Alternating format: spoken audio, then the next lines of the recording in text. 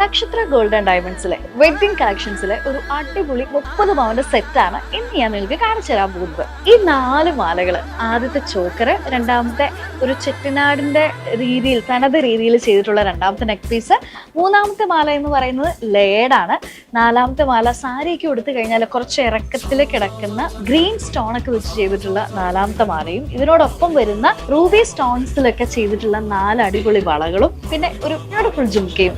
ഇത് 30 പവനാണ്. ഇപ്പൊ കാണുമ്പോ തന്നെ എന്തൊരു ഭംഗിയാണ്, റൈറ്റ്? പക്ഷെ ഇതൊരു ബ്രൈഡ് ഇട്ട് കഴിഞ്ഞാൽ എങ്ങനെ ഉണ്ടാവും അത് നമുക്ക് കാണാം.